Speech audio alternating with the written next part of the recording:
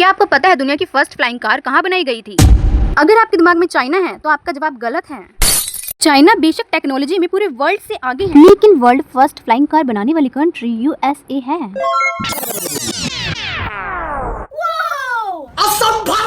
पर भाई चाइना भी फ्लाइंग कार बना चुका है और पिछले 8 साल से छुप के उस पर टेस्टिंग कर रही थी। राजा जैसे कि 50 मीटर की ऊंचाई पे अगर फ्लाइंग कार बंद पड़ गया तो, अगर फ्लाइंग कार नीचे पानी में गिरा तो, और इमरजेंसी लैंडिंग के टाइम पैसेंजर को कैसे सेफ रखा जाए। चाइना इन सभी की टेस्टिंग कर चुका है और कामयाब भी हो गया भाई। शाबाश। और इंडिया में फ्लाइंग कार आने वाला है, ऐसी न्यूज सुनने में आई थी कि तभी झारखंड में रहने वाले रवि टमटा ने फ्लाइंग कार बना दिया और भाई साहब उसकी टेस्टिंग भी कर दी। लेकिन भाई इससे इनका नाम कमाना नहीं बल्कि अपने यहाँ के लोगों की मदद करना है, क्योंकि पहाड़ों पे ट्रैवल करना कितना खतरा और टाइम कंज्यूमिंग है आपको पता ही होगा। इतना सुकून। चाइना की कंपनी एक्सपैंग ने फ्लाइंग कार बनाई जिसका नाम उन्होंने एलएसी रखा, जो दिखने में बिल्कुल नॉर्मल व्हीकल की तरह है, लेकिन इसके अंदर से फ्लाइंग एयरक्राफ्ट बाहर निकलता है, व्हीकल से अलग होता है और इलेक्ट्रिक मोटर से हवा में टेक ऑफ कर जाता है, बिल्कुल एक एरोप्लेन की तरह। इंडिया की कंपनी सरले एविएशन ने फ्लाइंग कार बनाई जिसका नाम शून्य रखा, जो बिल्कुल दिखने में एयर टैक्सी जैसी है। वैसे कहीं से दिखने में टैक्सी तो नहीं लग रही। बात तो सही है। भाई चाइना में फ्लाइंग कार बनाने का खर्चा 2 से 2.5 करोड़ बताया जा रहा है। पैसा ही पैसा होगा। सोचने वाली बात यह है, अगर बनाने का खर्चा करोड़ों में है तो खरीदने का खर्चा कितना होगा। और इंडिया में फ्लाइंग कार बनाने में कितनी कॉस्ट लगी है इसकी अभी तक कोई इन्फॉर्मेशन दी ही नहीं गई।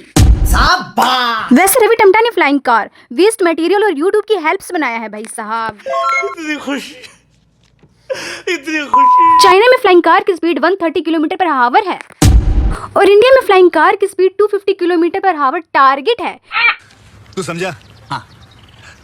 नहीं तू समझा नहीं। चाइना की ट्रेन्स इलेक्ट्रिसिटी पे चलती हैं, वहाँ की बस इलेक्ट्रिसिटी पे चलती है, तो फ्लाइंग कार भी इलेक्ट्रिसिटी पर ही चलेगी ना भाई। और इंडिया में भी फ्लाइंग कार्स इलेक्ट्रिसिटी पर ही चलेंगी।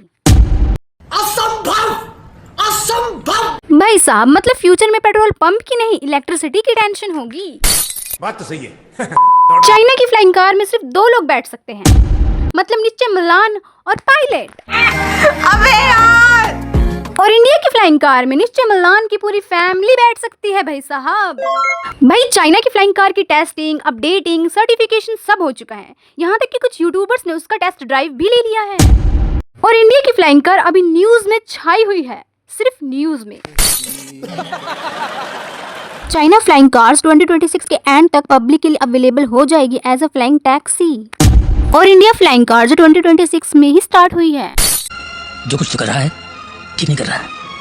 I don't like this. वैसे इनका कहना है इंडिया फ्लाइंग कार 2028 में बेंगलुरु में एज अ टैक्सी यूज होगी। भाई अब आता है असली सवाल, क्या आम लोग फ्लाइंग कार को अफोर्ड कर भी पाएंगे? भाई जैसे बनाने का बजट ही 2 से 2.5 करोड़ है, अगर उसे बेचेंगे तो कितने में? कम से कम 2.25 करोड़ में। क्या कोई खरीद पाएगा? ये एज अ टैक्सी भी यूज कर पाएगा?